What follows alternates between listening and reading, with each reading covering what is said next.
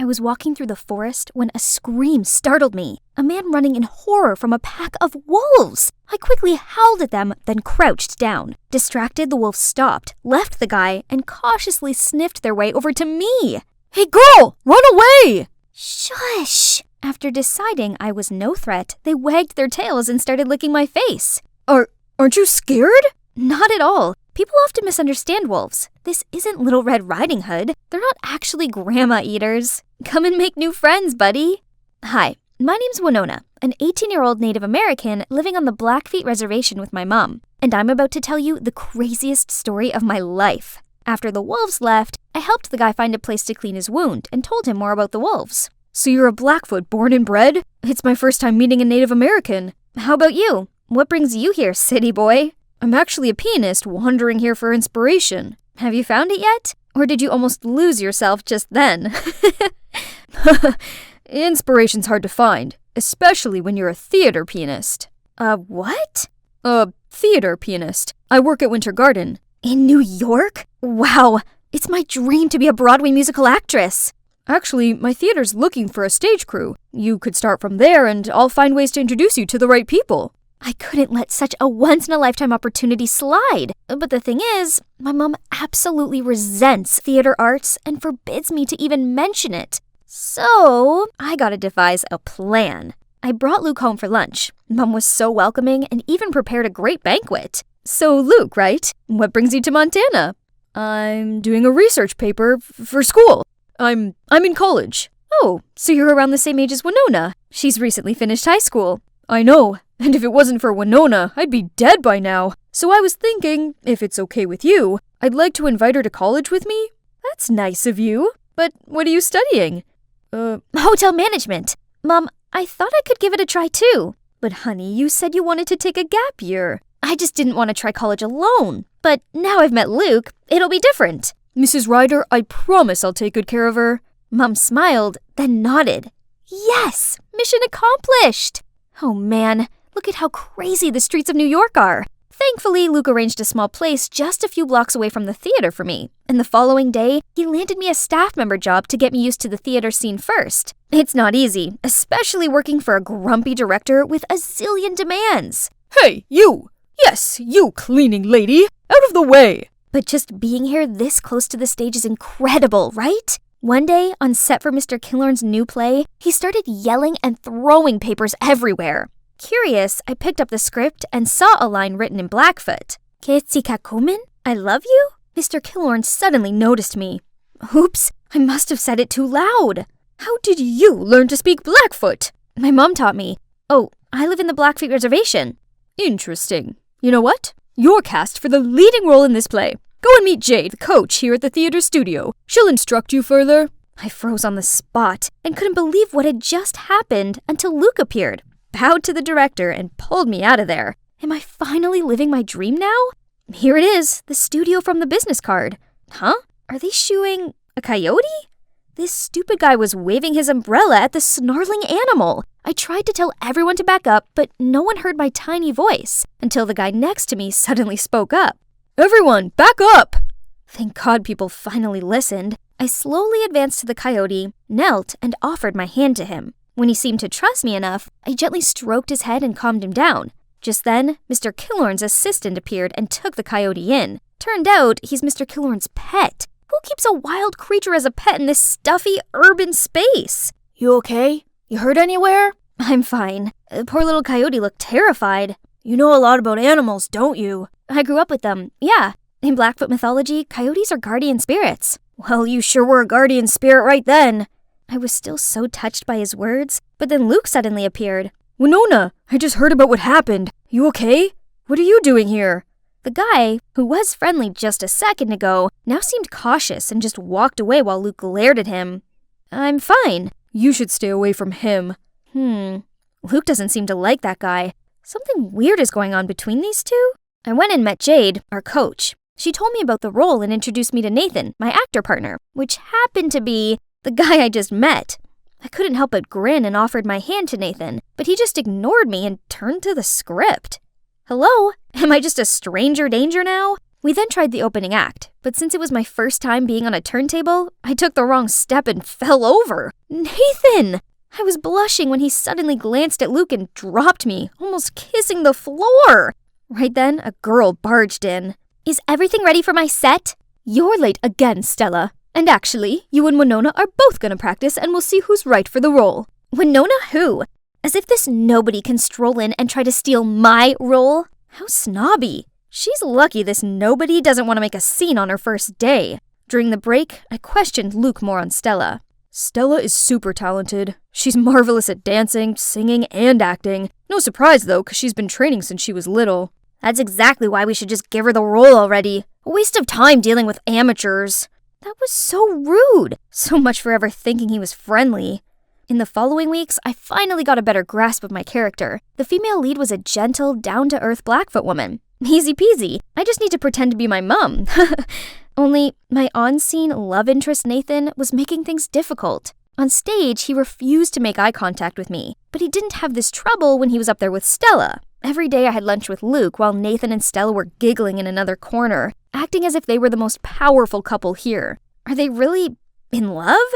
Oh, Winona, please. Why should you care? After lunch, I ignored Stella's glaring eyes and focused on being Nathan's lover on stage. What kind of singing is that? Give me a break already. That's enough, Stella. Actually, I just informed Mr. Killorn over lunch that Winona's getting the role. Ha! Very funny. No, it's not a joke. Look at your performance recently, Stella. It's rather disappointing. Winona, keep up the good work. Stella looked like she'd had the blood sucked out of her. I excitedly beamed at Luke, but strangely he looked concerned and ran after Stella. Does he have feelings for her?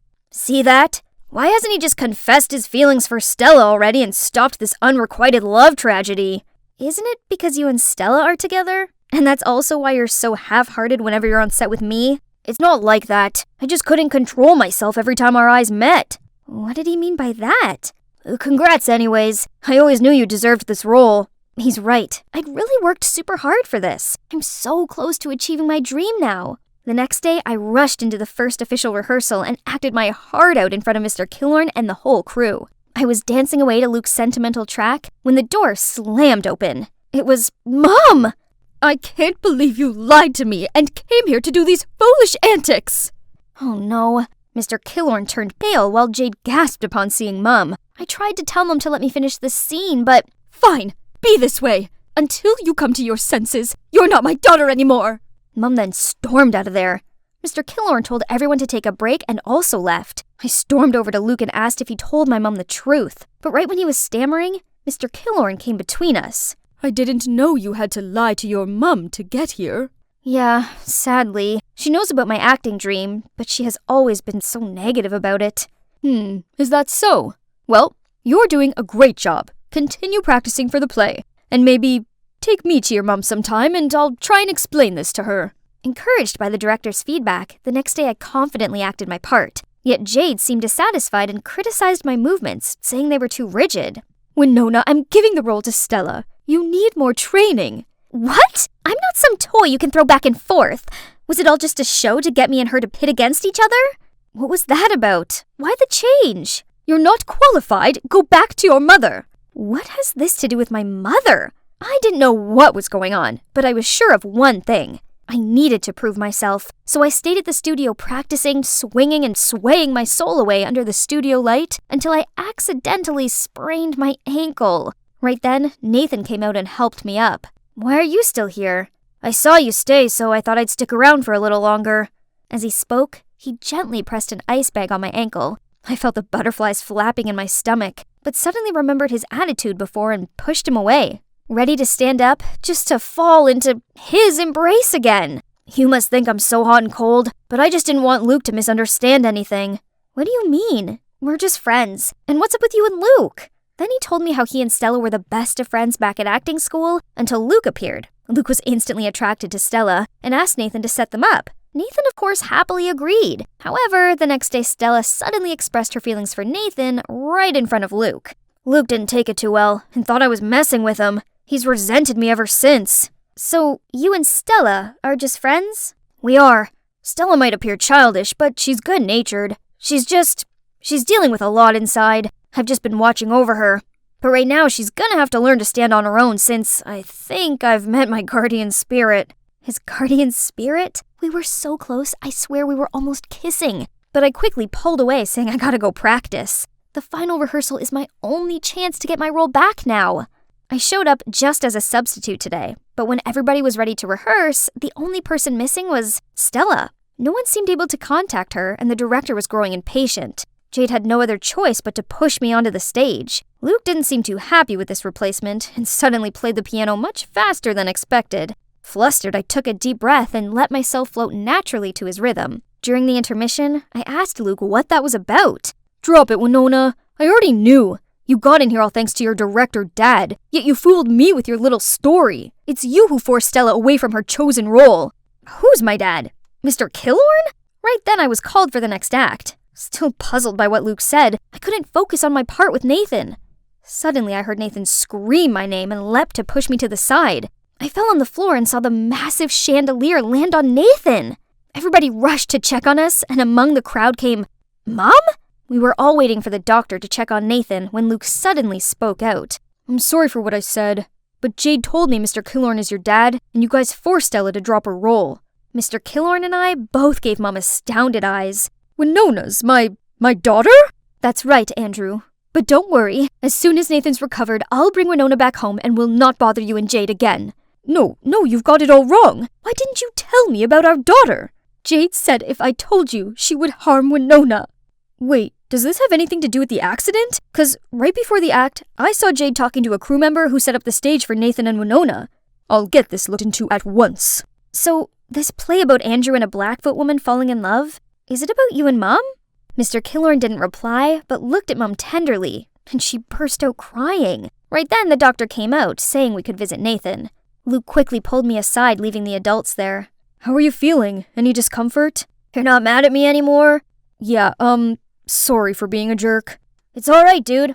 Go find Stella before she leaves. She said she was sick of being thrown around. She's taking a leave to reassess a few things. But why me? Aren't you? We're just friends. How many times do I have to tell you? Luke didn't even wait for Nathan to finish and rushed out of there. I wished them a happy ending. And it's indeed happy endings all round. Not only for Luke and Stella, who are now officially an item, but also for Mom and Mr. Killorn. Or should I say Dad? Our family has finally reunited. On the other hand, Jade vanished as soon as her schemes were out in the open. Turns out, all of this was because she'd been in love with my dad for years. So back when Mom was dating Dad, she told her lies about him to get her to leave. Furious that both Mom and I were back, she decided to make us go for good. Dad helped me get a spot in the theater academy in New York, but he misses Mom lots, so always makes excuses to bring me and Nathan back to Montana. You guys need more inspiration, right? New York's just all hustle and bustle. So, how about we move the studio back here? Nathan, what do you think? I don't know, but wherever you are, that's where I'll be. It was the princess fair today at my school. Each girl would show up with a parent, both dressed in princess costumes. My dad and I were anxiously waiting when the teacher finally called our names. But when we showed up on stage, there was a brief moment of silence. Then the whole crowd fell into chaos. My dad in a princess dress doesn't seem too friendly, huh? Hi there, my name's Pamela. Are you wondering how we ended up in that situation? Stay tuned, because I'm about to tell you the funniest story ever.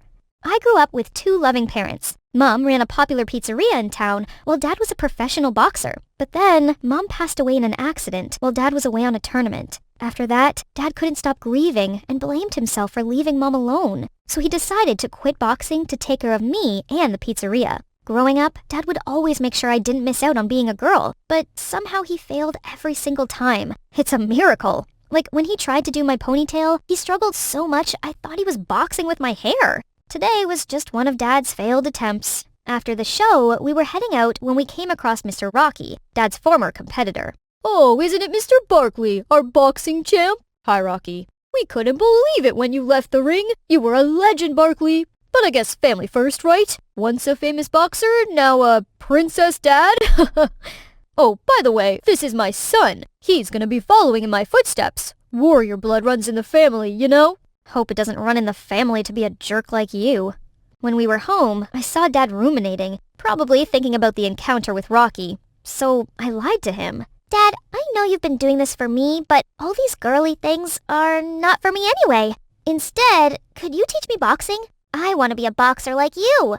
Honest to God, I still love being girly and all, but just seeing how happy he was, I knew I had made the right choice. From then on, I grew up helping Dad run the pizzeria and learned boxing with him. Eventually, Dad got more students. Carson is the oldest and Dad's favorite. He also came to live with us and help with the restaurant. Business soon started picking up thanks to my boxing bros. The customers, especially females, loved them. Soon, we became the hottest pizzeria in town. One time, while running errands for the restaurant, we heard an old lady yelling at someone. "You're stealing my cookies, young man!" But the guy just walked away, leaving the hopeless lady behind. The audacity of him! I immediately charged at him and tackled him to the ground. "Didn't you hear, you thief? Return her cookies now!" Hey, stop! It's a misunderstanding. I saw her putting the cookies in her bag already. The old lady immediately checked her bag and her cookies were indeed inside. I awkwardly released the guy, and once he turned around, I was shocked. He looks like an angel walking on earth, even with that annoyed look he was throwing at me. Is this love at first sight? On my way home, I couldn't stop dreaming about him, when suddenly I noticed a moving truck parked at the building next door, and right there was him! He was sweating profoundly, then suddenly took off his shirt, revealing his six-pack. Whoa, it's my lucky day! Later I asked around and learned that his name is Denzel, and he just moved here with his mother, Michelle. From then on, I couldn't focus on anything else, as pretty boy Denzel and his heavenly abs kept running through my head. Hey, what's up? What's wrong with you? Oops, sorry. It's just that I think I have a major crush on our new neighbor, Denzel. What? For real? Yeah, but I don't know what to do. Got any advice? I got plenty, but... Oh, come on! I'll do anything, please! Okay. Now listen carefully. According to Carson, the best way to show my charm is by flexing my muscles. So I set up this new punching bag right in front of the house, waited for him to show up, and used all my might to pound on the thing. Ha! But Denzel was so unimpressed. He just coldly tossed the garbage, then slammed the door shut.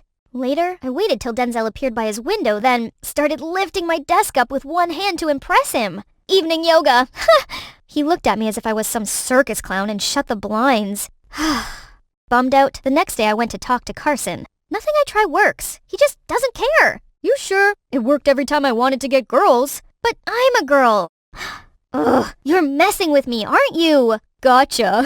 But what's so interesting about him anyway? You could be with me instead. I can treat you better, Pam. You're just like a brother to me, Carson. Thanks for your help, by the way. So much for counting on him. But that's not all. The next day, I already caught sight of Carson and the gang cornering Denzel. I immediately dashed in to protect him. Relax, we're not doing anything. It's just that Denzel wanted this bag for his mommy, but I wanted it for you. How about a fistfight to settle this? Whoever wins gets it? Only fair, right? I got dibs on it, so I see no reason to fight. But if you insist, you can have it. Stop pretending to be so generous. Just say you're scared, wimp. Wah. I don't like fighting. Then he calmly walked away. I caught up with him around the corner. Hey, don't worry. I got your back. Carson wouldn't be able to touch you. No need. You don't think I can protect you? I'm a boxer, just so you know. You know what I hate the most in this world? Boxers. And by the way, could you move your punching bag elsewhere? It frustrates me every time I see it. So all my efforts to charm him are for nothing? And what does he have against boxing anyway? The next couple days, I arrived home from school to see what seemed like a heated argument between Dad and Denzel's mom, Michelle. I came to ask what was happening, and turned out Michelle just opened up a new pizzeria right around the corner from my family's. Now she's officially competing with us. I lost my job in the city, and making pizza is the only job I've ever had. But why in this town? Why so close to our restaurant? We actually inherited the land from Denzel's grandmother, and I can't afford to move anywhere else. But trust me, I didn't mean to compete with your dad. I see. Why don't you come over for cookies? Denzel told me you're in the same class with him, right? Denzel mentioned me? It sure feels awkward with Michelle, but if I could be close to Denzel again, why not? Once inside, I was immediately impressed with a house taken care of by a woman's hand. It's a small space, but felt so cozy. Everything was so organized, and look at all these high heels. Wow! Pamela, I just noticed your hair is so beautiful. Can I style it? Really? Please do!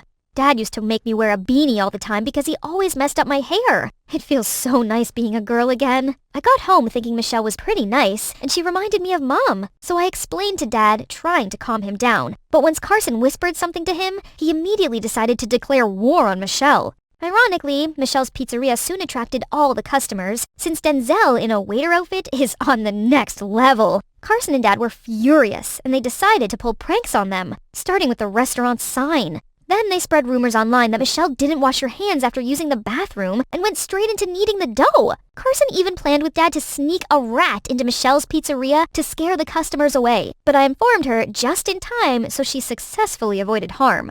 Meanwhile, the more I hung out with Michelle, the closer we got. We went shopping together, recreated all my favorite dishes Mom used to make, and she even taught me how to do makeup. Pamela is so pretty, right, Denzel? Was I hallucinating, or did he just blush?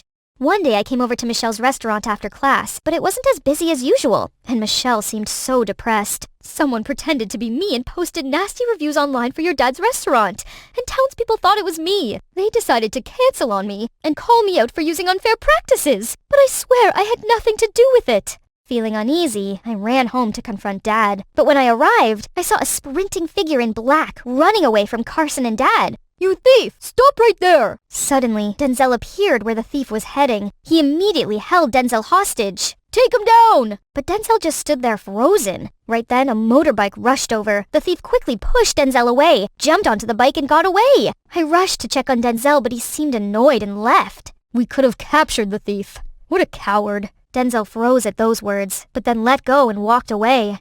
Later, I was glad to know the thief didn't steal anything from my house, but Carson started trash-talking Denzel again. Mr. Barkley, I think Denzel was behind the theft. That was probably why you let them go. Quit it already! Why do you have to be so suspicious and hateful? Oh yeah? What about you? Have fun snitching on our plan to Michelle? What? You've been telling them our plans? I did? So what? Since when did you become so petty, Dad? And the whole fake review kerfuffle? It was you who pretended to be Michelle and gave our restaurant bad reviews, so she got cancelled, right? Dad didn't say a word when Carson jumped in. You got any proof? Just as I thought. While you were hanging out with those suckers, Mr. Barkley and I did some digging and found out Denzel was Rocky's son, his worst enemy. Can't imagine the boxer's son being such a wimp. Stop calling him a wimp! That's enough. Pamela, you have one choice. Stop hanging out with Michelle and that wimpy kid. I will never accept that kind of man. Too frustrated, I just stormed out of there and went straight to Michelle's. I then unloaded everything to her, and she invited me to stay over till Dad calmed down. Thinking about what Carson said earlier, I asked, "So, is Denzel's dad Mr. Rocky, the boxer?" "Yes, he is. But we got divorced a long time ago. Denzel's been staying with me since." It suddenly turned awkward and heavy. Denzel just stood up and left. "It's just that Denzel doesn't like talking about his dad. Anyway, I'm gonna head to bed. Make yourself at home, okay?" I then joined Denzel when he suddenly spoke up. "You know why I didn't fight back? That day with Carson at the mall, or even today? You probably think I'm a coward too." "No, that's not what I think of you." "When I was a kid, I used to admire him and even dreamed of becoming a boxer just like him. But then that same man, outside the boxing ring, became a monster to my mom. I put him up on a pedestal, but he made our life miserable. So I swore to myself to never use violence and stopped boxing." So that was why. He thought the sport itself made people become violent? Surprisingly, after the roof talk, Denzel seemed less distant and even waited for me after class. It was still a little awkward, but just being this close to him was enough to make my heart join Formula One. However, Carson wouldn't stop being an annoying third wheel. "Legend, oh legend, the third wheel legend, always in the way." He followed us everywhere, and people started calling us the Three Musketeers. Ugh. Meanwhile, the pranks from Carson and Dad were getting more and more serious. Michelle's supply trucks were constantly tampered with and lost all of their ingredients on the way. Michelle was distraught, while Denzel was furious and suggested he go get the ingredients himself. I had enough. So that afternoon, when Dad was still busy at the restaurant, I confronted Carson. "It was you all along, wasn't it? Dad couldn't do all that single-handedly. Thanks to you, Denzel will have to carry the supply himself tonight." Always Denzel, Denzel. Could our conversation be less about that coward and more about you and me? Then maybe I could convince Mr. Barkley to stop. In your wildest dream, even if you were the only man left on Earth, I'd rather go extinct than date you. There, that should knock some senses into him. But later that day, I got a text from Carson. "If you want to know who's responsible for the sabotage, come to the junkyard." Oh, by the way, Denzel's gonna drive past too, right? Shipping the ingredients and all. What is he up to? I texted Dad to come with as this could show him Carson's real face. Then I ran to the junkyard. I arrived to see Carson standing there all by himself. You were right. It was me all along who faked Michelle's reviews and sabotaged her supply trucks. I tried so hard to get you, but you only had eyes for that stupid Denzel. But in just a moment, you'll see you picked the wrong guy. What are you doing? He tied me to a car despite my efforts to get free, then went to set up what seemed like a trap. Just then I saw Denzel, carrying goods on a scooter, about to come through. No! Denzel! Don't! He drove straight into the trap, lost control, and fell over. Oh, boo-hoo! Did it hurt? Too bad. You and I are gonna fight right here, right now. Whoever wins can have Pamela. I already told you, I don't fight. See, Pamela? He's not interested. You're willing to go this far to prove a point? You know what? Challenge accepted. Oh, no. He just fell and looked like he'd hurt his leg. Carson immediately out Denzel easily. I was screaming when someone appeared next to me. Dad! Shh. Let's just see. A true boxing spirit will not back down easily. Just then, we saw Denzel slowly rise up and suddenly gave Carson a knockout. Holy camole! Where did that sudden burst of power come from? I immediately rushed to check on Denzel while Dad went to Carson. I trusted you, but you dared to do all the dirty deeds behind my back. You don't deserve to be a true boxer. Get out of my sight for good. Now! Who's the coward now, huh? You said you'd never fight.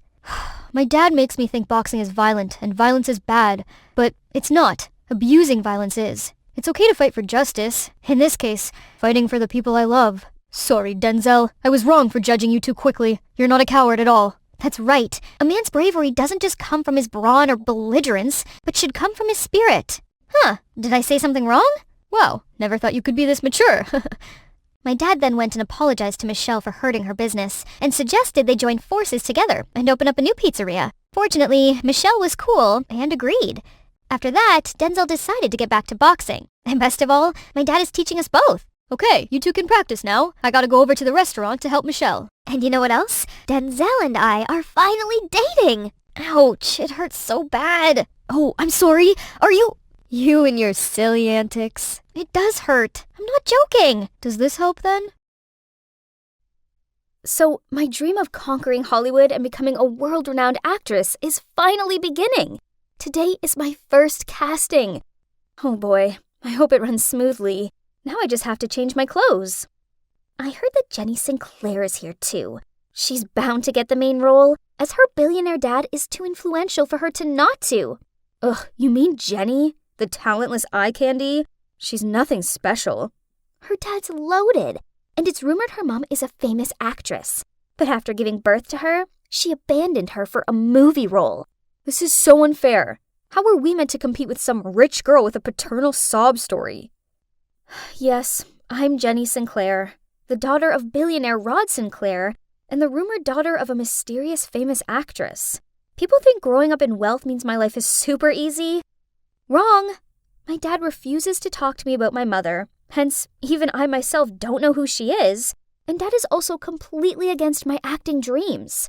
You see, I definitely needed to win this role on talent. Then they'd all take me seriously.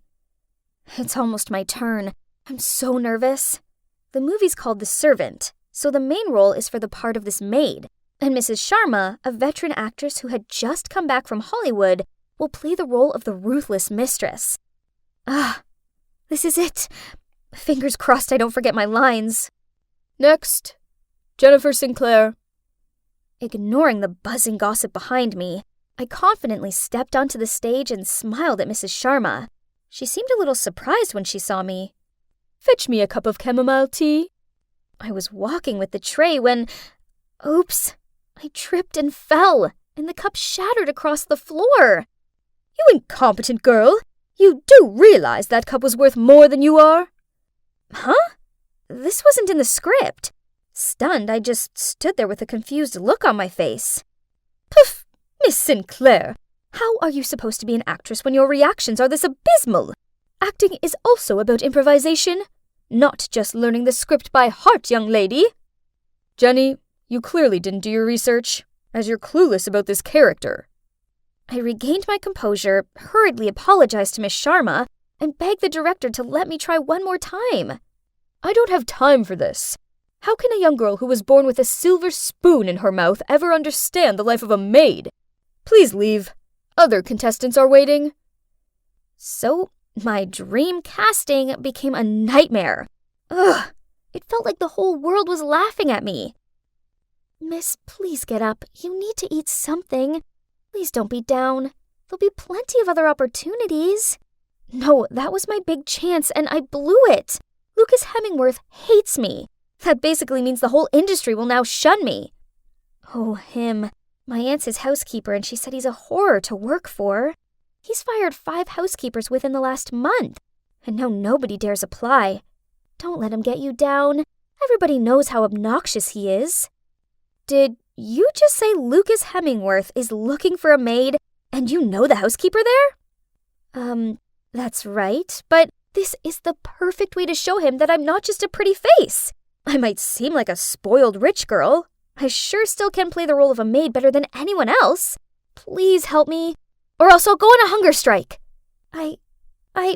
Before she had a chance to reply, I grabbed the glass of milk and glugged it all in one breath. Okay then, we have the deal now? Hey, it's me, Jenny. I pass for a maid now, right? Remember what I told you, and never set foot in the master's working room without being asked. Now go to the warehouse and get me the box of Christmas decorations. Ugh, this box was so heavy. Suddenly I bumped into something, and as I fell, all of the Christmas decorations scattered across the floor. Huh? What was beneath me? Oh no, I was lying on top of someone. Oh my god, it was Lucas. I quickly got off him and apologized, but he just tutted at me, then walked off. I was feeling dumbfounded as I picked up the decorations when this girl approached me. You're the new maid, huh? Don't think that being pretty means you can seduce my dad to become a famous actress or something. Here's a piece of advice. Don't even dream about it. From now on, this maid serves me and only me. What a bummer. It was only my first day and I'd already got on the wrong side of Lily, the director's daughter. She already had a reputation in the modeling world for her extremely unpleasant personality. And indeed, from that day on, whenever she was home, she spent every second of her time tormenting me. Once, Lily asked me to bring her a cup of hot tea, but as soon as I put the tea tray down, she immediately changed her mind. She wanted her tea to be cool instead, so I had to stand fanning the cup for half an hour. Then on another occasion, she ordered me to stand by the pool in the midday heat holding a tray of fruit. Then after each lap, she made me feed her a piece. It's not surprising I ended up with heat stroke and fell into the pool, which must have been extremely funny to Lily. Ugh. Well, she who laughs today may weep tomorrow. The next day, while watering the roses in the backyard, I caught sight of Lily acting out the part of the maid in front of her father through the living room's window. It seemed that she wanted to take the lead role in the movie too. I think you should just focus on your commercial advertising projects. You haven't learned the lines, and your fake crying is terrible. Do you even know which book this movie is adapted from? Then he just left, leaving her with her tantrum. At that moment, Lily caught me standing there laughing. So, as punishment, she ordered me to clean every single book in the library. Ugh! Whatever. I liked books anyway. Standing on the ladder cleaning, I happened to see the original copy of The Servant, the book the play is based on. I took it off the shelf, when suddenly, the sound of the door opening startled me. I quickly put the book back and tried to climb down the ladder, but then I misplaced my footing and... Ah! Firm hands grabbed my waist and guided me onto my feet. They were wearing a hoodie, mask, and sunglasses. OMG. Had a thief just saved me? Who are you? How did you get in? This is trespassing. Do you realize whose house you're trying to rob? And you, do you know who you're talking to? Thief. Ridiculous. Then he pulled down his hood and took off his sunglasses and mask. Oh God. It was Jack Jerome, the hottest actor on the scene right now. Before I could react, Lily's high-pitched scream startled us both. Jack, you're here! It's so exciting that you're staying with us for the next few months. I'm such a huge fan. To Lily's dismay, Jack ignored her, then coldly walked out of the room. So, turns out Jack's been cast as the male lead in The Servant, And to avoid adding to his already scandalous past and thus affecting the movie, Lucas insisted he stay here during filming. Anyway, even though I didn't like Jack at all, at least him being around meant Lily was too busy clinging onto him to pester me. These days, I often take advantage of the late-night cleaning time to study the original book. The last audition is coming up, and I have to understand my character better than anyone else. I was cleaning the kitchen while reading when suddenly I heard footsteps. Who could it be at this time? So, you like this book? It's confusing though, right? Are you suggesting a mere maid like me isn't smart enough to understand it? I have no idea why you're cast as the warm, kind-natured, sincere part of Alfred. You're clearly the opposite of him. It's called acting, sweetheart. So are you saying an actor must be exactly like their character in real life? Then shouldn't you be more cautious, since I just played a murdering lunatic in my last movie? He's really unpleasant. Arguing with someone as arrogant as him was pointless. I'd just taken a few steps when I slipped over, but Jack reached out and grabbed my shirt tail, which helped save me from falling flat on the ground, but caused my shirt to tear. I blushed in embarrassment and tried to fix it. Here, have this, he said, as he quickly took off his jacket and placed it around my shoulders. At that moment, out of nowhere, Lily appeared. On seeing her, Jack hurriedly left the kitchen. She stormed over to me and yanked his shirt off me. What now? Changing your target already? But let me remind you, you're just some dumb maid. Jack's mine? Oh, poor Lily. You delusional girl. I'm not interested in Jack. But it doesn't take more than a glance to tell he's not remotely interested in her. Because of yesterday's incident, Lily made me wake up at 4 a.m. to bake probably all kinds of cakes that exist on Earth. I'd just finished decorating the last batch when she rushed into the kitchen, snatched the apron and gloves off me, then put them on. I didn't have time to understand what was happening when Jack walked in and she quickly held the plate out to him. Have a bite! I got up early to make it for you. What a fake! Jack was about to pop a piece of cake into his mouth when I realized it was almond. He's allergic to them. Stop! That cake has almonds in it. Here, have this one. He took the cake, then winked at me before he walked off. Yeah, his personality sucks, but oh boy, how to resist that strong jawline and those beautiful deep eyes? Naturally, Lily was furious, so she forced me to make tea. But no matter how much she knocked on Jack's door, he wouldn't open it for her. So she angrily threw the tea tray on the ground and yelled for me to clean it up. Oh my, it was such a mess. The carpet was tea-stained and there were bits of chipped china everywhere. I started picking up the pieces when, ouch! I cut my hand. Jack immediately opened the door. Then on seeing my bleeding hand, he quickly led me into his room and helped me bandage the cut. I didn't know he had this warm side to him. How surprising. This weekend, the director's having a small gathering for the film cast and crew, so my time was taken up with the preparation for this. Now I was confident to say that I had fully understood what it's like to be a servant. There's no housework that I hadn't tried. I also accidentally lied to the housekeeper that I used to be a bartender, so she assigned the cocktail making to me. I was trying to get my head around the recipe of a cosmopolitan when Jack walked in. Pretty good, but perhaps it needs a little more cranberry juice. You want them merry, not passing out. I know all the guests coming, so I can give you hints on what cocktails to serve them. That's a good thing. I could ask him more about my future co-stars. The two of us talked passionately about wine, cocktails, and the servant book.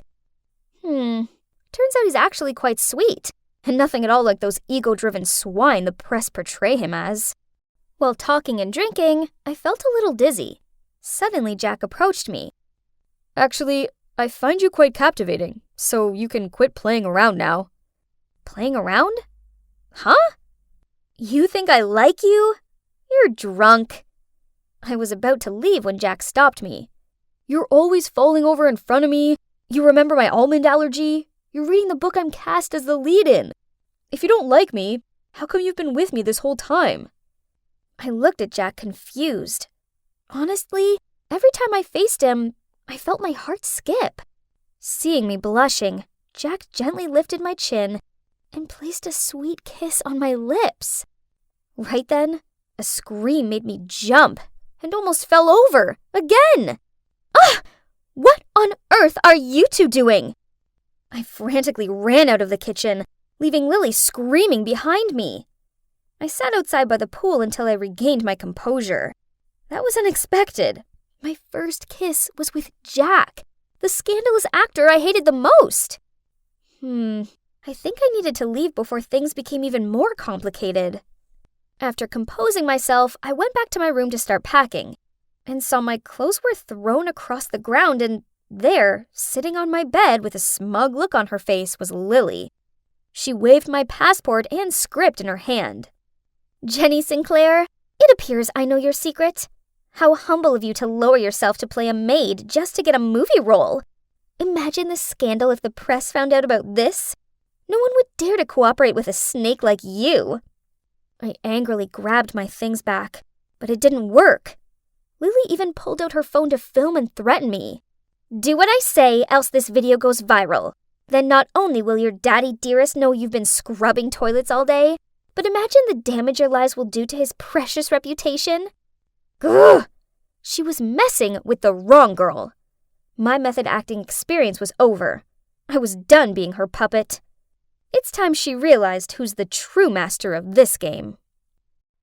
Hello, it's me, Jenny, the maid in disguise.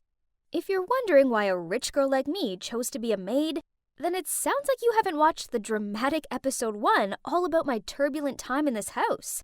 You should totally go and check it out. I had my dream acting role to get, so what better way to understand the mindset of a maid than to live the life of one? So that's why I'm here, working at the director Lucas's house. Unfortunately, it wasn't all smooth sailing, as his spiteful daughter Lily found out my secret, and now she was intent on making my life a misery. "Jessie, Miss Hemingworth is asking for her tea."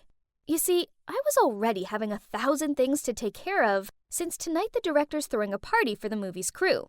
And still, Lily wouldn't give me a break with all of her annoying orders. As soon as I put the tea tray down in front of Lily, she looked at me disapprovingly, then took the dish towel from the tray and wiped the lipstick off my lips. Maids have no use for makeup, do they, Jessie? Or should I say, Jenny? Are you trying to seduce my Jack? Stay away from him, else I'll make you pay for it. I leaned close to Lily's ear. Hate to break it to you, but Jack's the one who can't seem to stay away from me. Apparently, you aren't as attractive as a maid, huh? Furious, Lily knocked over the teacup, causing a few drops of hot water to splash onto my hand. Right at that moment, Jack passed by and rushed over to me. "Are you okay? Let me look at that." "I'm fine. Please go away. I don't want my mistress to misunderstand." Jack helped me up, then turned and gave Lily an opposing look. I didn't do anything. She's just faking it." Without letting her finish, he led me into his room. Gee, Lily sure looked mad about this. I honestly wasn't that hurt, but Jack still gently took care of me. He even softly blew on my hand to help relieve the pain. Can't deny that I was a little moved by his gestures. To be fair, he is handsome. It isn't a stretch that people call him the Adonis of showbiz. Suddenly, I noticed him meet my gaze. Oh no, had he noticed me staring at him? "Why are you looking at me in that way? You're not even blinking." Then he leaned towards my face. Was he going to kiss me again? I quickly covered my mouth with my hand, and he just shook his head and laughed. "What do you think I'm gonna do, huh?" I leaped up and raced out of there. Whoa, my heart has never pounded so fast. I composed myself, then went downstairs to continue working. But, well, look who's here again. Surely Lily started to boss me around anew as soon as she saw my face. The night fell, the guests started to arrive, and so the party could finally get started. And while serving everyone drinks, I kept my ear open to catch all kinds of gossiping about the play. Meanwhile, Lily was practically glued to Jack's side. She clearly wanted everyone to think that they were an item. She waved me over, but as I neared her, I noticed her stick her foot out to trip me up. Okay, fine. If she wanted me to fall, then I'd fall. So I purposely fell and spilled red wine all over her beloved bespoke dress. She looked like she was going to internally explode, but I just apologized profusely as I helped her up. Lily got the hump, then went upstairs to change clothes. With her out of the way, Jack asked me if my hand was okay. Was he really worried about me? He gently held my hand to check, then even dusted off my clothes. I gave a shy smile and was about to thank him, but he had already turned away to greet Siren, this beautiful emerging actress. Unbelievable! As I watched him lead her over to the dance floor, I felt so foolish for ever believing a guy like him was capable of having sincere feelings. I angrily left when the housekeeper insisted I fetch more chairs for the guests. Ugh! Being a maid is really miserable. You don't even have time to be upset. As I hurried to the storage room, I saw Lily standing in front of the director's study room, looking sneaky. What was she doing? I cleared my throat, which startled her and caused her to drop her phone. Oh boy, when she spun around and saw me, she sure looked mad. She ordered me to carry her dress, but I told her that I had to finish the housekeeper's task first. Be quick! Meet me by the pool! Then she stormed off. Curious, I peeked through the gap into Lucas's office and saw Mrs. Sharma in there with him. Was Lily eavesdropping on them? After that, I had to carry the train of Lily's dress around the party. Indeed, a showy girl. But her plan to punish me wasn't working, as everyone seemed to pay more attention to me than to her. I even overheard some of them whisper that I was pretty, which made Lily screw her face up in annoyance. Then when we were by the pool, she ordered me to fix her hair, but then she suddenly swung her hands out, which caused me to lose my balance. Panicked, I grabbed onto Lily's dress belt, and we both gave horrified looks as we fell head first into the pool. Lily intentionally pushed me for everyone to laugh at anyway, so fine, an eye for an eye. Seeing as Lily was like a buoyancy aid in that OTT dress, I pretended that I couldn't swim and clung to her, then pushed her head down several times. Suddenly, someone jumped into the pool and pulled me up. It was Jack. For someone who can't swim, you sure don't seem that freaked out, huh? Next time, try acting more realistic. Geez, Jack saw right through me. I shyly made an excuse to go change clothes and left. Thank goodness, that chaotic party was over. It was absolutely exhausting. Still, I couldn't stop thinking about Jack and how he always seemed to appear at the right moment. I suppose his actions really touched me. However, there's a chance that he was just using me to annoy Lily, right? She definitely wouldn't let me off this time. Speak of the devil. I forbid you from talking to Jack ever again. You've probably forgotten my warning. My dad's at home right now. Should I go talk to him? Do what you want, but I'm sure the press would love to see some unflattering photos of you. And do you remember how that one time you pretended to be sick in order to avoid participating in a charity program? You dared to sneakily take photos of me? You... It's you who went through my stuff first. I have no interest in Jack, but no way will I ever sit back and let you control me again. Okay, fine. As long as you don't hover around him, I'll leave you alone. My dad told you to bring him some tea into his working room, so better hurry up. Lucas wants to drink tea while working? Okay. I carried the tea tray upstairs and quickly hid in a room near his office. After a while, I saw Lily come up and put her ear close to the door, muttering, "Why hasn't Dad yelled at her yet? Is she flirting with him again? This fox!" Then she immediately flung the door open, thinking she's going to catch me red-handed. You see, I know that Lucas only drank coffee while working, and also he hated being disturbed. At this point, I slowly entered the room and saw him shouting at his beloved daughter. "I already said that no one could enter this room without my permission." I pretended not to understand what was going on at that time and hurriedly placed the tea tray on the table. "Sir, Mistress ordered me to bring you some tea." "Both of you get out! Now!" Lily glared at me angrily and walked out. It serves her right for trying to get me into trouble. It's crazy how fast time flies. The last day of casting was the next day already. I stayed up late to practice some more, when suddenly Lily burst in and tore up my script. I forbid you to audition for this role. It'll be mine anyway, so just give up and save yourself the humiliation. Poof! What to do with this delusional girl? The next morning, I woke up early to get ready, but when I went to open my door, it wouldn't budge. Oh no, it was locked from the outside. Lily had to be behind this. I opened the window and peered down. It wasn't too high, so I tied my clothes together into a rope to climb down. But halfway down, a shirt suddenly ripped and I fell into someone's arms. I scrambled to my feet and turned to see Jack.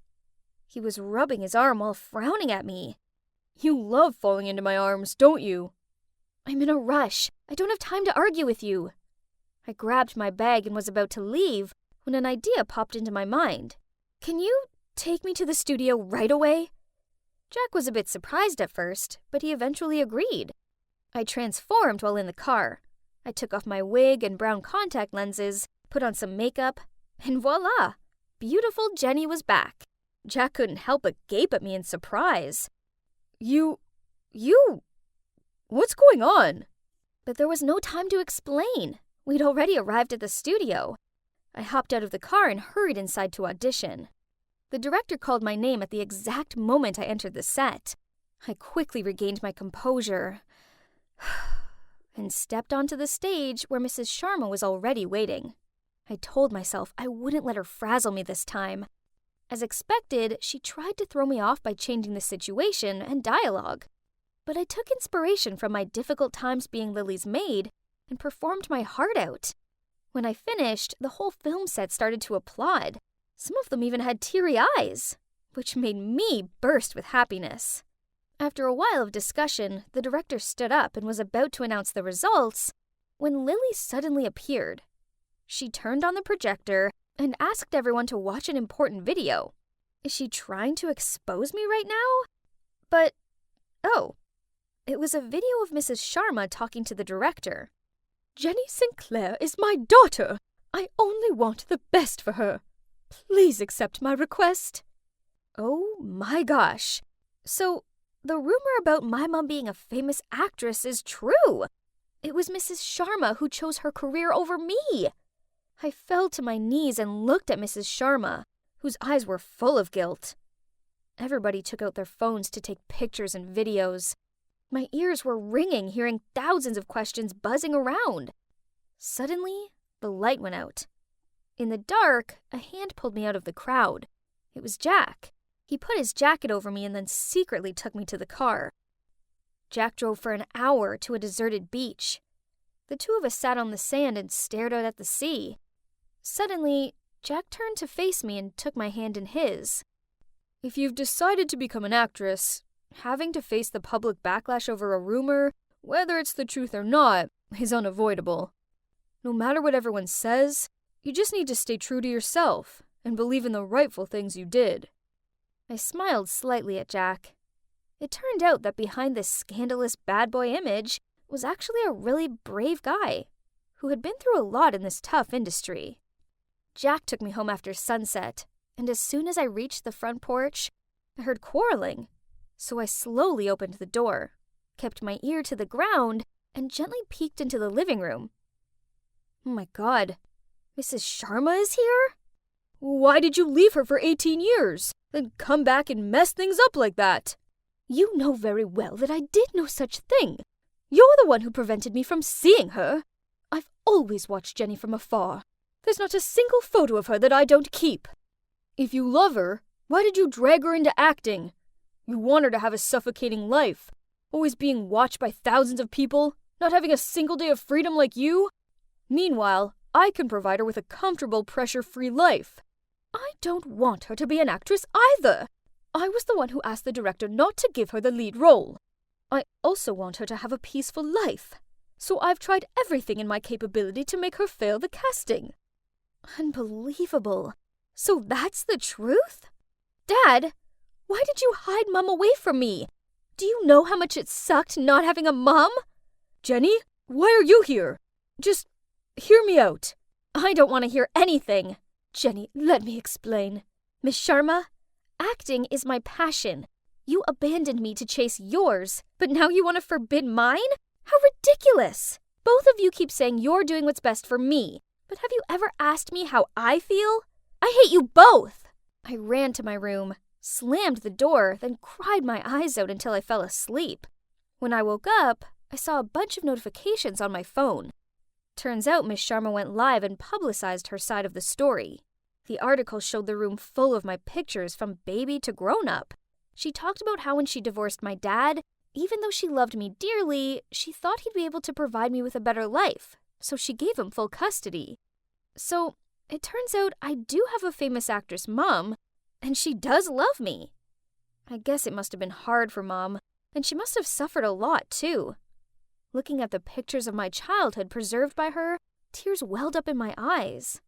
At that moment, my maid rushed in. Miss, congratulations! They picked you! The maid showed me the phone screen. In front of me was an article titled, Jenny Sinclair chosen as the servant's leading lady. I rubbed my eyes in disbelief. This is real, right? It's real, miss. Look, even your casting clip has reached millions of likes, and the comments are full of praise for your method acting. Everyone supports you. I jumped up and hugged my maid, tears streaming down my face. Finally, I've achieved my dream. So, what now? Well, as you can see, I made it. This is the movie premiere. I'm here with my mom. She accompanied me on set and taught me a lot. Suddenly, a firm hand wrapped around my waist from behind. It was Jack. He's always playfully sweet like that. The three of us posed for photos and greeted our fans. The media these days keeps shipping me with Jack. They say we're a case of on-screen romance turning into real-life lovers. But, that's not quite right, seeing as we actually fell in love before filming even started. Oh, that person over there. Is that really my dad? Oh my, today is indeed the happiest day of my life. Having Dad's support for my passion like this means everything to me. I'm well on my way to becoming an excellent actress like my mom. Or, who knows, maybe even better. When I was just a little girl, someone ruined my life, and to this day, I've never forgotten it. Never in a million years did I think I'd bump into them as an adult and have the opportunity to get revenge. But that's exactly what I did. Before I dive into my story, allow me to introduce myself a bit. I'm Ellie, and I'm 25 years old. I live in San Fran, and even though I've had a pretty tough life, I'm pretty happy now, and I have the greatest job. I'm a project manager at a cool startup in Silicon Valley. I work hard, not just because I enjoy my job, but because I like being an independent kind of girl. A lot of my friends ask me why I don't just find a rich guy to take care of me, and that just drives me crazy. I mean, I chose to be single because I really don't trust guys. You see, my dad is a nasty piece of work, and so he left a pretty bad taste in my mouth when it came to how I felt about men. When I was just 5 years old, he abandoned me and my mom in LA to go live with his mistress. Even talking about it now, I feel angry. We were devastated and begged him to stay, but he left us. After that, things were horrible for me and my mom. My dad was the breadwinner and was the CEO of a company, so we'd never had to worry about a thing. But after he left, my mom struggled to find a job, and sometimes we even went to bed hungry. I remember people felt sorry for us, and one of our neighbors started leaving food parcels on our doorstep. It was very sweet of them, but humiliating too. I hated my dad for leaving us in that mess, and I hated his mistress even more for stealing him away. I vowed to never date anyone because I never wanted to end up in my mom's position. All I knew was that men hurt women, and that wasn't going to be my story. So anytime guys asked me out, I turned them down. That was until something crazy happened that changed my mind on this whole guy thing. I was feeling really ill one day, and because I lived alone, I had to go out to the grocery store to get some food. When I got back, I felt like I was about to pass out. Before I even made it inside the door, I fainted on my porch. Luckily for me, one of my neighbors saw me fainting and rushed over to help me. I'd only ever seen him a few times in passing, but when I opened my eyes, he was standing over me. I felt so grateful. He told me his name was Brian, and I couldn't believe how kind he was being. He looked after me until I'd fully recovered. He made me soup and even sat by my bed and wiped my face with a cold cloth to help get rid of my fever. The more time he spent by my side, the more I started to think maybe I'd been wrong. Maybe not all men were bad news like my dad. Maybe Brian was one of the good ones. I'm not proud of this, but I might have pretended to still be sick, just so he would keep coming to see me. Even after a week, he laughed and said to me, "Ellie, your fever is totally gone. Are you just using me now?" I could feel my face go bright red and jokingly said, "Look at me, I definitely still got a fever." I really didn't want Brian to stop visiting. Other than my mom, no one had ever been so loving towards me. There was no hiding fact that I had feelings for him. We started hanging out more. Some days I worked super late, and whenever I came home, he'd invite me over for dinner. And one night, he had set up candles and romantic music, and guys, that's when we kissed for the first time. It felt so good, and I knew there was no point fooling myself. I loved him, and he loved me too. For the next few months, we were inseparable. We spent every possible moment together, and after 6 months of dating, he asked me to meet him for lunch one day down by the waterfront. When I arrived, I couldn't believe it. He'd arranged for us to go out on a boat for a picnic. Then, when we were out in the water, looking back at the city, he turned to me and said, "Ellie, I've never met anyone like you before. I want to spend the rest of my life looking after you, my Ellie bear. Will you marry me?" Oh my God, I'm not joking. I started crying so much, I thought we were going to capsize. This was the most romantic proposal ever.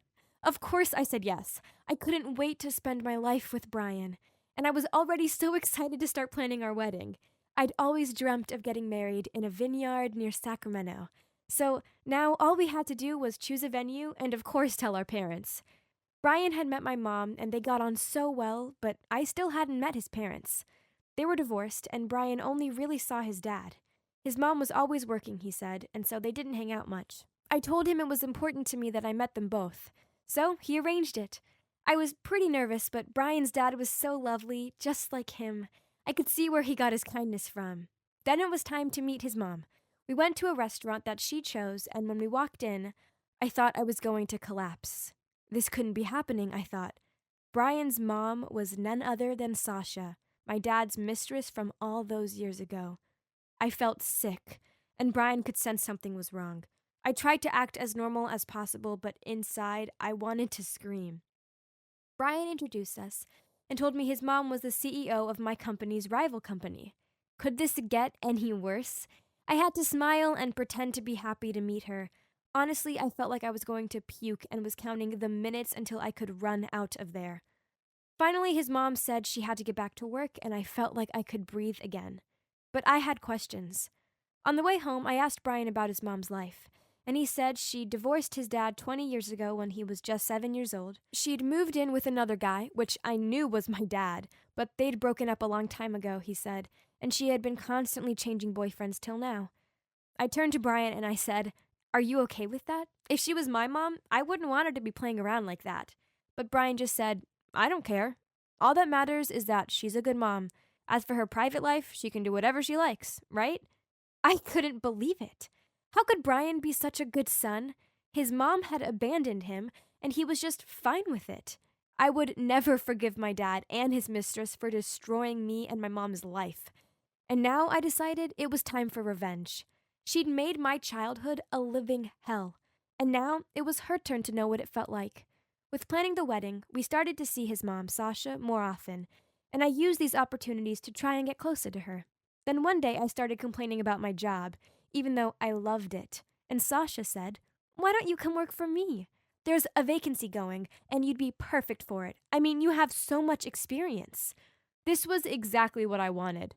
Now I could ruin her company and then watch her life crumble. Everyone was surprised I was quitting my job to work for our rival company, but I didn't even have time to care about what they thought. On the first day at my new job, Sasha introduced me to everyone in the software design department, and that's when I met Clark, the head of the department. He was a little older than me, around 30, and he was well known in Silicon Valley for being super smart. The department was about to launch a new app that would blow people's minds, and everyone was super excited about it. Throughout my first day there, I couldn't help but notice how much attention Sasha was paying to Clark. It was kind of sickening to watch. She constantly flirted with him, and all I could think was how he was way too young for her. At lunch, she acted like a schoolgirl, saying, "Clarky, I saved a seat for you." I couldn't understand why Clark would like her. She continued to flirt with him over the next few weeks. She always brought him a coffee, and she didn't do that for anyone else. Then in meetings, she always chose his ideas. It was pretty frustrating, and I even thought about telling Brian that it looked like his mom had found a new boy toy. But then one day, I was working late, and when I walked past the meeting room to go to the restroom, I heard Sasha and Clark chatting, and I couldn't stop myself from eavesdropping. Sasha was giggling and said, "Oh, come on, Clark. I'll even give you a pay rise again. It's just one date." Then Clark said, "Sorry, I really can't. I'm too busy, and to be honest, I didn't have that kind of feeling for you. I'm so sorry." Ha! It made me so pleased to hear Clark rejecting her. She didn't deserve a nice guy like Clark. As I walked back to my desk, I glanced into the meeting room, and I saw how upset she looked. Wow, she looked really hurt. She must have liked Clark a lot. And so, that's when my plan started to unfold. I would do to her what she'd done to my mom. I would steal the guy she loved right from under her nose. Hey guys, it's me again, Ellie. So in the first part of my story, I told you about how my dad abandoned me and my mom when I was just a kid to go live with his mistress. And that made me never want to date guys. But then I met Brian, and we got engaged! Meeting his mom was a huge shock because she was none other than my dad's mistress from all those years ago. I couldn't handle it and decided to get revenge. First, I started working in her company, and then I noticed she had a crush on Clark, the head of the software design department, so I decided to steal him from her, and you won't believe what happened next. One Friday evening, after everyone had left, I noticed that Clark was still working. I made him a cup of coffee and asked about how the proposal he was working on was going. We had a pretty nice chat, and I tried to flirt with him. I won't lie, I started to see why Sasha fancied him. He was a really nice guy. I even gave him my number and said if he ever needed any help with the proposal, just to call me. We didn't get to chat for long, though, because Brian suddenly called me and said he was waiting outside. When I got downstairs, he was dressed up in a nice shirt and said he wanted to take me to our favorite restaurant. I was pretty surprised because we hadn't gone on a spontaneous date in a while. We'd both been so busy recently. I ordered my favorite ramen soup, and then I smiled and asked Brian in a teasing way, "What's the occasion? You haven't taken me out on a date in ages." I waited for him to reply, and he wouldn't look at me. I started to panic and asked him, "Brian, what is it? Is something wrong?" Then he told me that he'd just been assigned to manage a big project in New York. He said he needed to fly there the following week, and that the project was expected to last 3 months. But he said he'd come back every weekend to see me, and that it was just temporary. I couldn't even respond. I just stared at him with the noodle hanging out of my mouth. My heart was doing somersaults. Brian started laughing and said, "Look at you, Ellie. Your mouth is open so wide you're basically drooling. Come on, I'll be back every weekend." Poor Brian, he didn't even know what I was thinking right now. This coincidence was such a perfect ingredient for my revenge recipe, because now I could carry out my revenge on his mom without him knowing. Brian had no idea what I was up to, and I felt kind of bad. He really loved me, and I didn't want to hurt him by doing this to his mom, but I had to. I had to get revenge. Nothing else mattered. Later that night, we were watching a movie together in bed, and as the movie ended, Brian said he was exhausted and wanted to go to sleep. But my phone beeped right at that moment. It was a text from Clark. I didn't want Brian to see, so I took my phone to the bathroom to reply to him, and it said, "Thanks for your support tonight. Due to that, I had came up with a possible solution for the proposal." For the rest of the night, while Brian slept sweetly next to me, Clark and I texted back and forth all night. So far, it looked like my plan was working. Then, the next week, Brian left for his business trip, and as expected, he was so busy he couldn't make it back every weekend to see me. I missed him so much, but I was also grateful because it gave me time to really get to know Clark. And during those 3 months, we became quite close. Of course, during that time, Sasha still consistently flirted with Clark. It was super awkward because he clearly wasn't interested. One weekend, we had a team bonding trip and went stand-up paddleboarding. Sasha pretended she couldn't do it and kept asking Clark to help her, but he pretty much ignored her and hung out with our other colleagues instead. and then she asked him to join her for lunch one day. But he said he was busy, and I just had to laugh, because actually he was having lunch with me. I had to be really careful that she didn't discover I was flirting with Clark, because then I could lose my job and my plan would have failed. Also, not to mention the fact that I was engaged to her son, and if any mom saw her daughter-in-law to be flirting with some other guy, she'd freak out. Honestly, it was nerve-wracking. I was constantly on edge, terrifying that she'd notice what I was up to. And there were a couple of times where she almost caught me. One night, both Clark and I worked late, and we left the office together and planned to go for a drink. But as soon as we got in Clark's car, I saw Sasha pulling into the car park. She spotted Clark and his car. She literally drove her car toward us. Her face was so cheerful that I knew she would walk toward Clark's car when she got out of her car. At that moment, I knew I had to get out of Clark's car ASAP before she noticed me. I excused Clark that I'd left my phone upstairs, and before Clark could have any responses, I got out of his car and ran as fast as I could. Just only when I safely hid behind a big pillar did I stop to breathe and realize that my heart almost exploded from fear. From that time, I was more careful with Sasha, but it was so hard.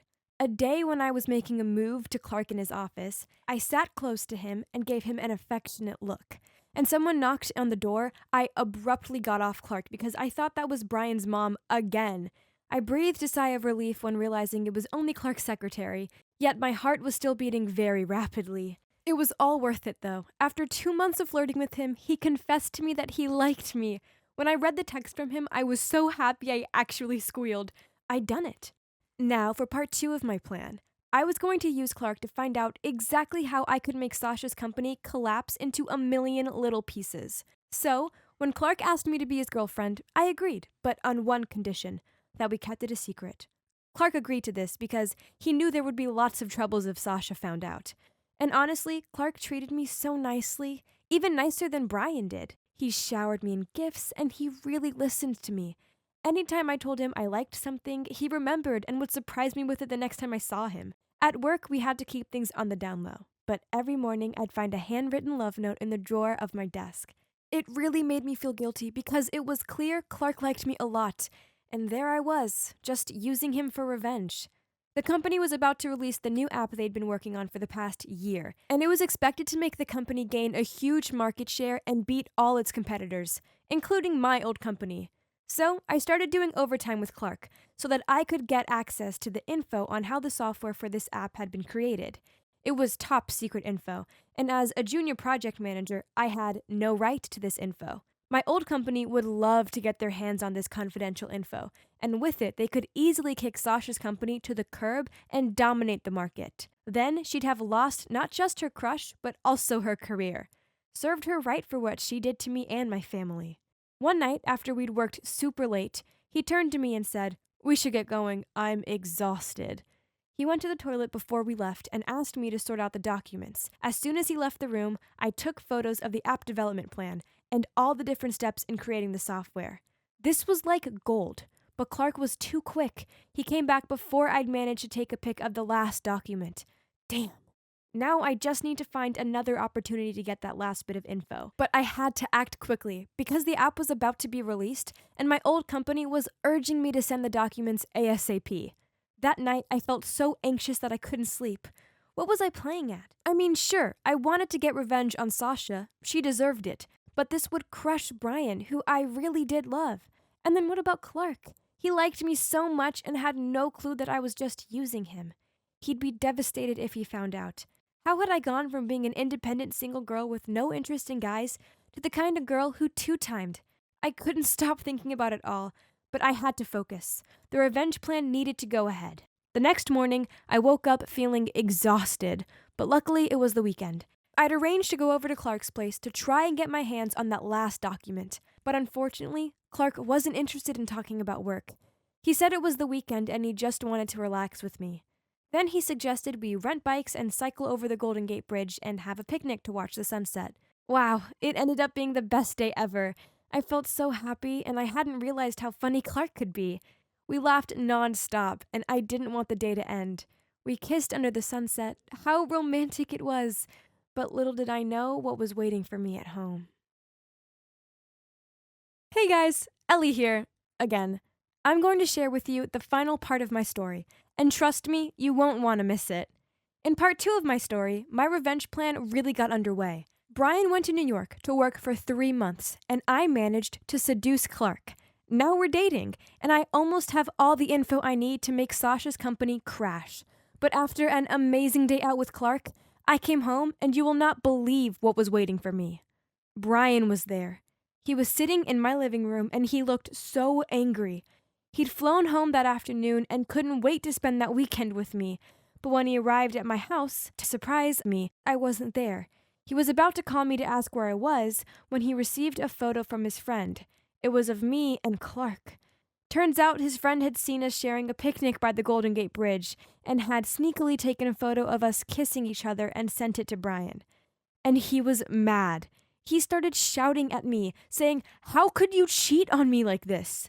He looked heartbroken, and all I could do was cry.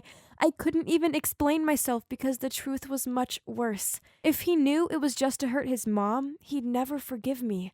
In the end, he stormed out, leaving me there crying. But I had to be strong. I had to focus on my revenge. I didn't have time to sit and cry over Brian. For now, I'd have to put him to the side and try not to think about him. When Monday rolled around, I was exhausted. I'd barely slept the whole weekend and couldn't bear going to work. But I had no choice. The day dragged by, and by the time 5 p.m. rolled around, I waited until everyone left, and then I went to Clark's office. I gave him a hug, and he started massaging my neck and said, "Baby, you look so tired. What's up?" I replied saying, "No, I'm good. In fact, I'm much better now that I've seen you. Although I wouldn't say no to a cup of coffee." Of course, Clark happily went and made me one. And as soon as he was out of the room, I ran to his desk and started rummaging around looking for the documents. But I couldn't find them anywhere. Had he put them in a drawer? I quickly checked, but while I was doing that, Clark walked back into the room. "Ellie, what are you doing?" I got the fright of my life and stood up saying, nothing, just helping you tidy up your desk. It's such a mess." At that moment, my phone suddenly beeped. I went to grab it, but Clark got to it first. Oh no. Suddenly his face changed as he read my text. Then he said, "What's going on, Ellie? You better explain yourself quick." He handed me my phone back, and I couldn't believe it. It was my old colleague, Amy, asking if I'd got the last document yet to show how the app was put together. I felt so sick, and I knew I couldn't lie anymore. I looked back up at Clark, and in tears I told him everything. "Clark, I know you're probably going to hate me after I tell you this, and I don't blame you, but please just hear me out. Sasha is a nasty woman. She was actually my dad's mistress when I was a kid, and she tore apart my family. I'm so sorry, Clark, but I'm actually engaged to Brian, Sasha's son. I only took this job because I wanted to find a chance to ruin her business and life. As soon as I saw Sasha was interested in you, I decided to try and get you to like me, so that I can let her know what it's like when she loses someone she loves. Then, by using you, I'd take all the confidential info to... Ugh, I'm so sorry, Clark." By the time I'd finished telling him, I was crying so much I could barely breathe, and I knew Clark would be deeply upset. But instead, something crazy happened. He came over and hugged me. He told me to calm down, and then he said, "Revenge is pointless, Ellie. It doesn't do anyone any good, especially not you. I know Sasha hurt you, but you need to let that go. It's in the past now. Sure, it might make you feel good right now, but in the long run, will you be any happier?" I just cried even more then. Why was he still being so nice to me? I didn't deserve this. I kept apologizing, and he said he understood why I'd done it all, and that he forgave me. He said, "I know you have a good heart in there. You just got a little lost, that's all. But promise me one thing, please don't hand over the documents to your old company. Our company has worked so hard on this. Please don't do it, Ellie." Well, it was the least I could do after everything I'd done to him so far. I promised not to hand the documents over, and after I left Clark in the office, I realized something. I actually liked him. Not just as a friend or colleague, but as something more. I had actual feelings for him, and now I'd gone and hurt him so much I felt awful. And there were still a couple of other things I had to deal with too. As soon as I got home, I called Brian, but he didn't answer. I knew I couldn't wait any longer, so I left him a voice message explaining everything. I ended the message by saying sorry, but I knew Brian would struggle to forgive me, and I didn't blame him. Not only had I cheated on him, I'd even tried to harm his mom. Anyway, she was his mom, even if she'd done bad stuff in her past. The next morning, I quit my job. People were shocked, but I just told them I wanted to go home and be with my mom. When I was packing my stuff at my office, I found a notepaper from Clark saying, "Leave the grief behind and live happily, my darling. A good girl like you deserves happiness." So Clark wasn't angry with me at all. That's enough. Now I could leave without any worries. Over the next few days, I packed up all my stuff and left San Fran. My heart was aching the whole time, but I knew I needed to get out of there and clear my head. I just checked in at the airport when Brian called me. I was so nervous to answer his call, as I hadn't heard back from him since I left the voice message. I held my breath as I accepted the call and prepared for him to shout at me, but it didn't happen. Still, with his usual sweetness and calm, he told me he was so shocked by my message he hadn't known what to say to me. It had taken him a few days to think everything through, and now he said he was ready to talk. "I'm not mad at you, Ellie," he said, "but you should have shared your childhood stuff with me earlier. And why didn't you tell me that it was my mom your dad ran off with? We could have worked through this. I'm so sorry my mom was the one that tore your family apart, but she's different now. Please just give her a chance. Brian, I'm sorry for everything. I'm glad that you're not angry with me, but to forgive your mom, I think I need more time." It seemed that Brian was about to say something, but that's when I heard the airport announcement asking passengers in my flight to proceed to the boarding gate. Therefore, I had no choice but to hang up the phone. Brian, listen. I'm so sorry, but my plane is ready for boarding. Can I call you back soon? Huh? Where are you going? He asked. I told him I was going to stay with my mom for a bit. Well, I reckon that it'll be better for you now. Take your time and think things through, especially our relationship. I was startled as he said, "our relationship," but realized he was right. I definitely needed some time to work things out. Could I ever forgive Sasha? I loved Brian, but was that love big enough to leave all this behind?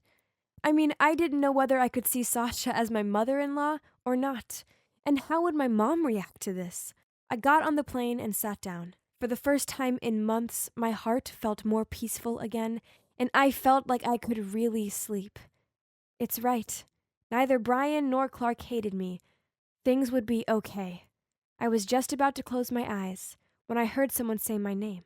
I looked up, and to my complete shock, Clark was walking down the aisle of the plane.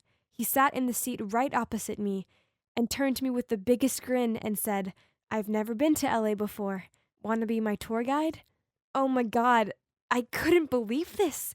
What was he doing here?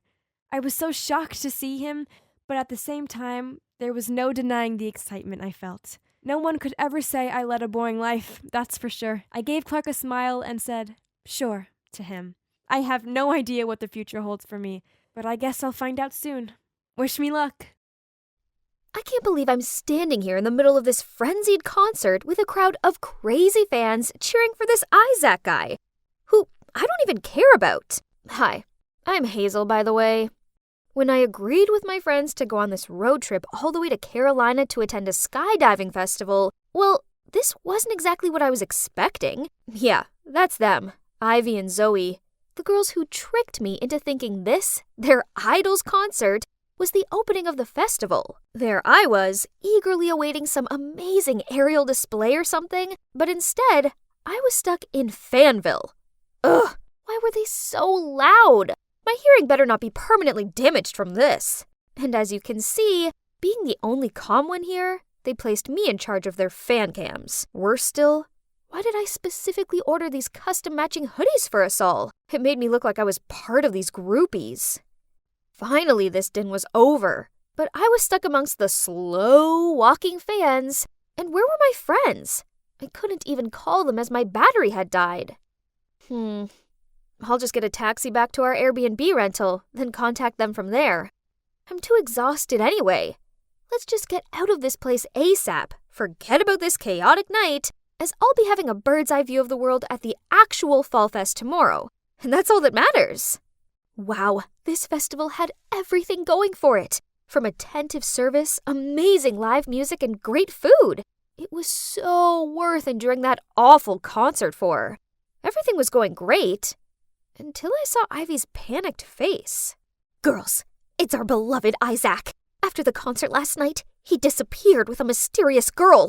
Look at this hoodie. Does it seem familiar to you? Oh my god, that's one of our custom-made group hoodies. Could it be? I could clearly see Zoe's suspicious gaze on me and Ivy. What's that look for? Are you suspecting me? Well, whatever. It wasn't me, that's for sure. Ivy, you took way too long to get back to the car last night. As for you, Hazel, you were unreachable for ages. Geez, my battery died. I told you both this. And I have nothing to do with your precious idol. Besides, if any of us did run away with him, then we'd hardly be standing here, would we? Anyway, you two can stay here and doubt each other if you want, but I'm going skydiving. Then I stormed off. It's so frustrating that I've been dragged into this. My phone only died thanks to their stupid fan cams. That's enough. Let's just forget about it. I won't let anything ruin this moment. Guys, look!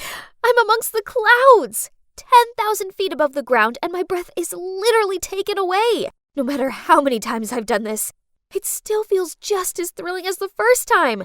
This adrenaline rush was crazy! Whoa, that was amazing! Thank goodness I managed to capture some spectacular footage of the beautiful city of Chester. Hang on. When I was close to landing, my camera spotted a familiar face. Zoe. Wasn't she meant to be preparing to fly? So why was she talking to someone in the parking lot? It was really weird. Looking closer, the strange man was Isaac, the missing singer. I didn't see it wrong, did I? I immediately called Ivy and we quickly ran to the parking lot. Gotcha! You better have a good reason for this. Isaac? Are you really? So, you're the one who ran away with him last night? Zoe couldn't say a word at that point and kept trying to avoid eye contact with us. But eventually, under the harsh questioning from Ivy, she found her voice and told us everything. So, last night, when we were separated in the after-concert chaos, Zoe was trying to find us when she accidentally bumped into a guy in disguise. Guess what? Yep, it was none other than Isaac McGuire in the flesh. She almost screamed out his name, so he immediately covered her mouth and dragged her away. Realizing that Isaac was being chased, Zoe then put her hood up to cover her face and followed him without a question. This hectic schedule was just too much. I can't even remember the last time I had proper time for myself anymore. I need a break. Ugh, and I didn't care. But Ivy sure looked like she was going to drop a tear for her poor idol any second now. Well, you see? It's an emergency. I couldn't help but give him a hand. Then we've already parted ways last night, but my manager has been able to track me down, so we had to run away ASAP. All I have with me is this phone, so I really need your help. And that's when we start to hear some whispers. Someone seemed to have recognized Isaac, so without delay, we immediately jumped into the car. But, huh? Who on earth was sitting next to me? Jeez, this girl's makeup was so flashy, and her perfume was so strong it made my throat lump up. Siren! You're Siren, aren't you? Oh, I adore your chemistry with Isaac in the movie. It's like you guys were born for each other. But, wait, are you two running away together? It turned out that the flamboyant girl was Siren, an emerging actress who was filming a movie with Isaac. Looking at the way she blushed while Isaac remained silent and didn't deny it, it was clear that they were a couple who took their romance off screen. Busy schedule? Exhausted? Nonsense. Obviously, he was just making excuses to spend time with his girlfriend. Oh my, you're even more beautiful in real life. Your face is a gift from heaven. OMG, Ivy needed to stop. Looking at Siren's smug face, she was clearly big-headed enough without any more flattery. But nope, Ivy continued gushing out a river of compliments at her. I mean, does she seriously like this actress that much?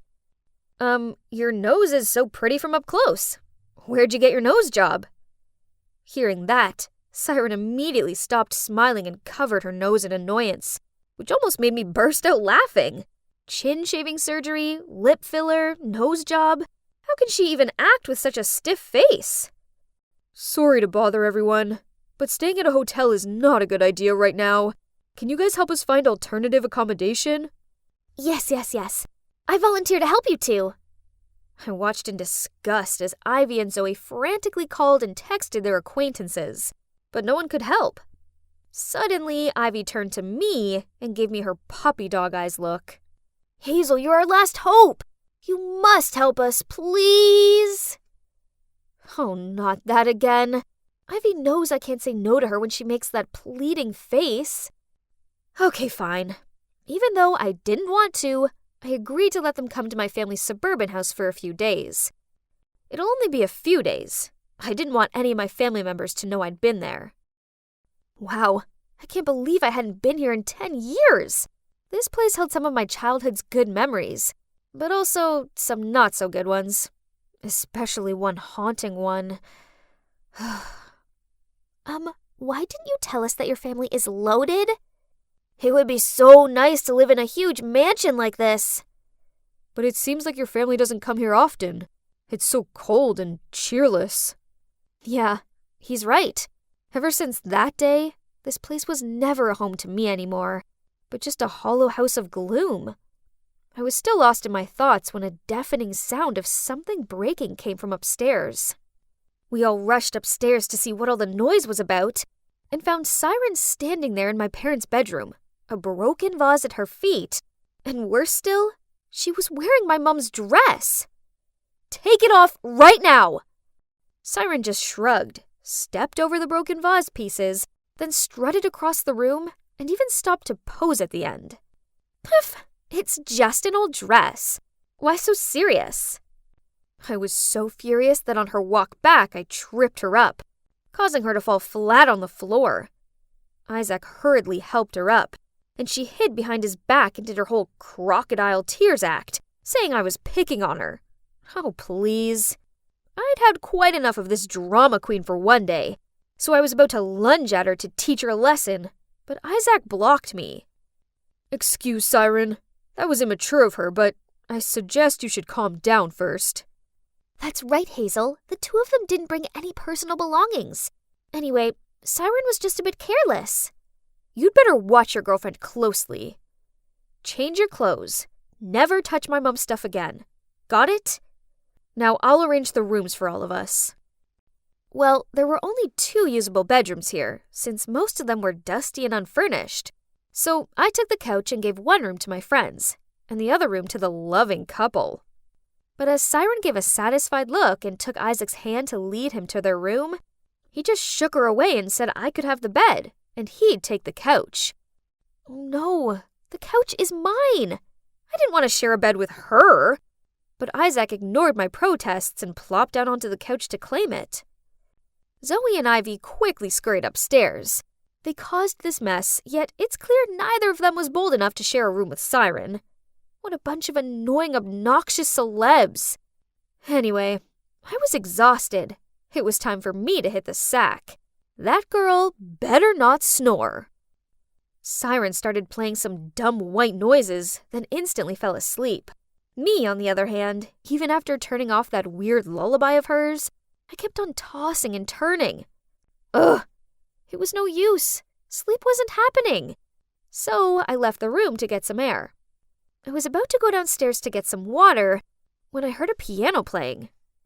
Oh, Heart and Soul. It had been so long since I'd heard these beautiful melodies. The music carried me to a room where the silhouettes of a man passionately playing the piano came into sight. Oh, memories. I loved nothing more than sitting next to my dad and playing happy songs with him. But then, everything fell apart. And I hadn't touched the piano since, well, until today. I sat down next to him and let my fingers glide over the keys. I was immersed in the harmonious melodies of the music and let the notes take me back to the past, until a scream snapped me out of it. What on earth are you two doing?